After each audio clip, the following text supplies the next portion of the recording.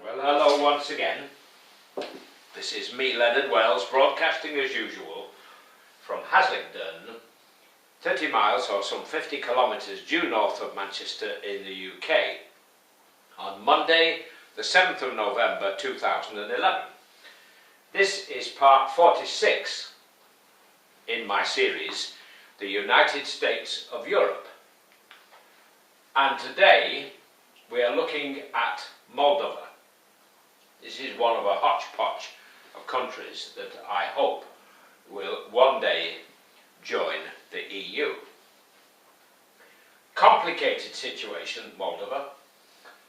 It was once, and this was, excuse me looking at my notes,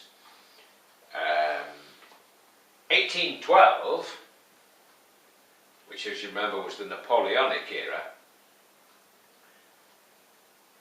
The Treaty of Bucharest gives Russia control of eastern Moldova, and the Ottoman Empire gains control of the western part of Moldova, just to complicate life. That lasts until 1918, the end of the First World War, when of course the Turkish Empire was torn apart. Following the Bolshevik Revolution in Russia, the Treaty of Bessarabia, which this became known as, declares independence. Its parliament calls for union with Romania. 1920, the Treaty of Paris recognizes the union of Bessarabia with Romania. But the Bolsheviks don't, and that's important because when the Russians make their minds up about something and take something, they don't like to let go. So that stayed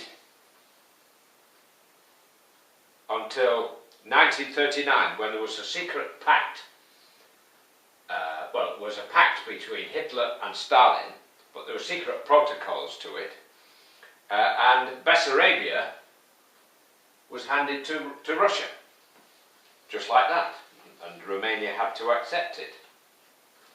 So Russia annexes Bessarabia and combines it with most of the Moldovan Autonomous Soviet Socialist Republic to form the Moldavian Soviet Socialist Republic. Ta-da! Following the Nazis' attack on Russia, the Romanians, of course, take Moldova and install a puppet regime, which of course was knocked on the head when Russia won the war.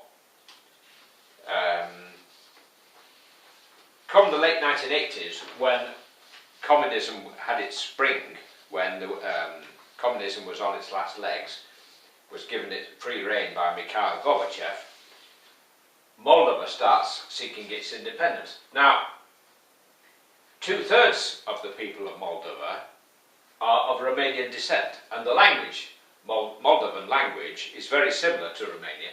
So most people feel, certainly the Romanians do, because I speak to them often, I go there, my girlfriend lives there, they feel that Moldova is part of Romania.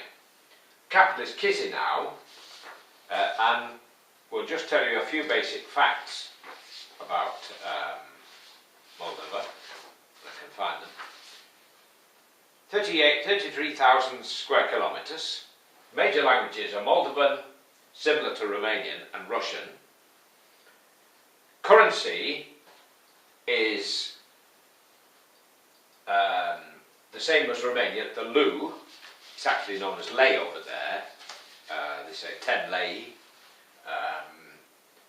I can't tell you at this minute if it's exactly the same parity as the Romanian currency. I believe it probably is. It'd be rather odd to have two currencies with the same name but having different values. Exports foodstuffs, animal and vegetable products and textiles. Not sure I'd like Moldovan sausages, but you never know. I think they grow wine too. So ever since then, it's been a complicated situation because the Romanians would like to grant citizenship to people of Romanian descent. And of course, the minute anybody in Moldova becomes a Romanian citizen, he's then entitled to travel all over the EU, and of course the Moldovan government doesn't like it. And neither do some of our Eurosceptic newspapers in this country, talking about Romania granting thousands of people visas, allowing them access to the UK. So that's Moldova. It's going to be another running sore, following on all the complications of the last 100 years. I would like to see it come into the EU, and I believe it will. Eventually, it may decide to dissolve and become part of Romania. Who knows? Who knows? But anyway, as you can see, if you look back at the 2,000 years of history that we've had, it's been a mess. Hasn't it been a mess? 100 million people died in that 2,000 years. I want there to be peace for 2,000 years, so that we don't keep putting up statues to guys on horseback with a sword or soldiers with a bayonet, you know, as you see in most towns. And we don't regard killing and winning battles as more important than peace. Because without peace we have nothing. We have nothing worth having. I mean, it's a disgrace, the mess we made of the last 2,000 years. A total disgrace. It's all right, Mr. Cameron, referring to 1940 as our finest hour, which from a purely military point of view it may well have been. Nevertheless, it was the Conservative Party, of which he's the current leader, which allowed Hitler to get where he wanted to get. They could have stopped him when he entered the Rhineland. With our navy and the French army, we could have said, get back, and at that point he may have been deposed. But Mr. Cameron fails to mention that when he talks about 1940 being our finest hour. Well, that's Moldova. I've only one country left. I'll give you three guesses. The UK, the UK, or the UK.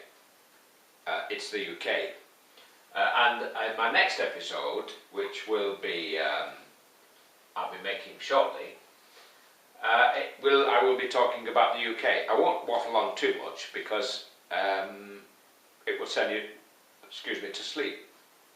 Don't get me wrong, I'm proud to be British. My father died fighting for the UK, for freedom. God bless, while it's still legal in the UK to say God bless. Take care and bye for now.